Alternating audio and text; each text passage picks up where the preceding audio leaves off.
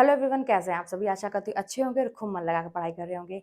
तो देखिए, चिंता के साथ ना कोई भी काम किया हुआ कभी भी सफल नहीं होता है। तो अगर आप लोग अपनी तैयारी कर रहे हैं तो इसमें आपको कभी भी चिंता करने की ज़रूरत नहीं है। हाँ, माना कि एक स्टूडेंट जो होता है, ये सब स्वाभाविक है उसके लिए कि चिंता होती ही है कि पता नहीं हमारा सिलेक्शन होगा कि नहीं, हम जो काम कर रहे हैं होगा कि नहीं, इतने सारे लोग हैं, लाखों लोगों ने फॉर्म भरा है, मेरा उसमें नंबर आएगा कि नहीं, बहुत सारी बातें होती हैं। एक स्टूडेंट के लिए, क्योंकि वो पहली बार एग्ज़ाम देने जा रहा है या उस पहली बार कुछ जॉइन करने जा रहा है, तो ये तो मतलब है, नॉर्मल सी चीज़ है कि आपको चिंता होगी।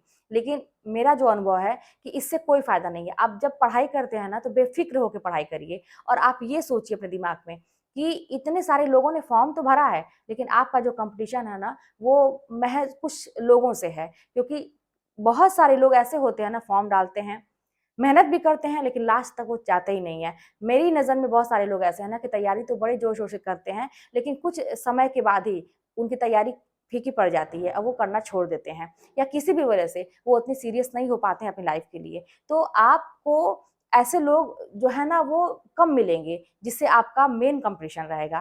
तो बेफ़िक्र होके अपना काम करिए, अपने पे विश्वास रखिए, अपनी तैयारी पे विश्वास रखिए। अगर सिलेबस बहुत लंबा है, मेरे पास एक बहुत ज़्यादा कमेंट आता है कि वहाँ पे उनका एग्ज़ाम है और बहुत ज़्यादा सिलेबस है, लंबा सिलेबस है, कैसे कंप्लीट करें, जल्दी ही एग्ज़ाम है। तो मैं ये कहती हूँ ना कि अब ये सोचने से कैसे करें, काम नहीं चलेगा। आप करना शुरू करिए। सिलेबस आपका प्रिंट आउट आपके पास होना चाहिए। मैं कई बार बताई हूँ इस चीज़ को, या आप उसको हैंड रिटन अपने नोट्स में लिखिए।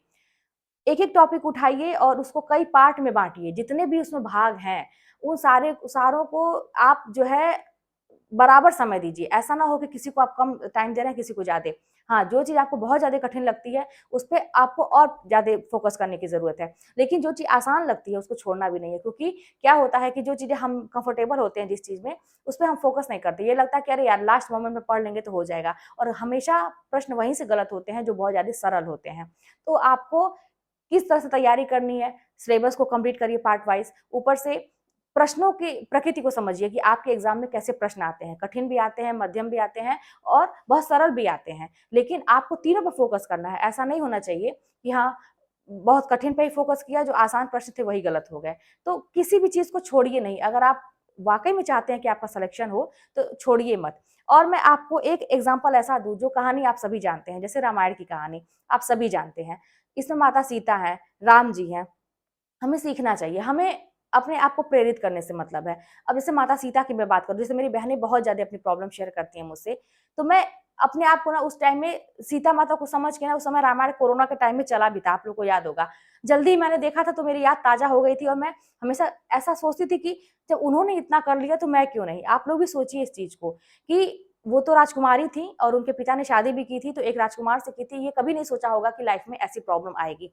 लेकिन यहाँ पे बात माता सीता की है कि अगर लाइफ में ऐसी प्रॉब्लम आई उनके कि उनको 14 वर्ष का वनवास करना ही था, और समय यही उनसे चाह रहा था उस टाइम कि तुम स्ट्रगल करो, तुमको उसी धूप में, काँटों में तुमको घुस के जाना है, वहीं पे रहना है, कुटिया में रहना है, खाने-पीने के लिए भी कोई व्यवस्था नहीं है। लेकिन उन्होंने कभी भी उसके लिए कोई शिकायत नहीं की। उन्होंने जैसा मतलब जैसी स्थिति थी, वैसे ही अपना कर्म किया। तो आप लोग भी जानिए कि आपकी ज़िंदगी में जैसी भी स्थिति चल रही है अभी, अपना कर्तव्य करते रहिए, कर्म करते रहिए। कभी भी ये मत सोचिए कि सिचुएशन आपके लिए बन के आएगी।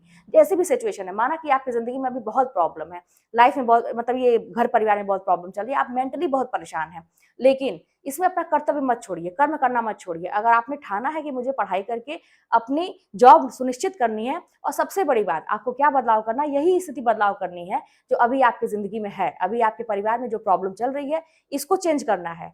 अगर आप चाहते हैं, तो फिर अपने कर्तव्य पथ से बिल्कुल भी आप भटकिए मत। आप करते रहिए बिना किसी शिकायत के। अपनी ज़िंदगी से जितनी ज़्यादा शिकायत करेंगे, कहीं न कहीं ज़िंदगी हमें वही चीज़ फिर से और ज़्यादा देने लगती है। एक तरह से कहते हैं ना कि ज़िंदगी हमसे रूठ जाती है। और ईश्वर के सामने जो अपनी बहुत ज़्यादा परेशानी हमेशा रोता रहता है ना, तो भगवान कहते हैं कि भाई तू, तेरा काम ही है रोना, तो वो आपको और रुलाने लगते हैं। तो इसीलिए फ़ोकस किस चीज़ पे आप करेंगे?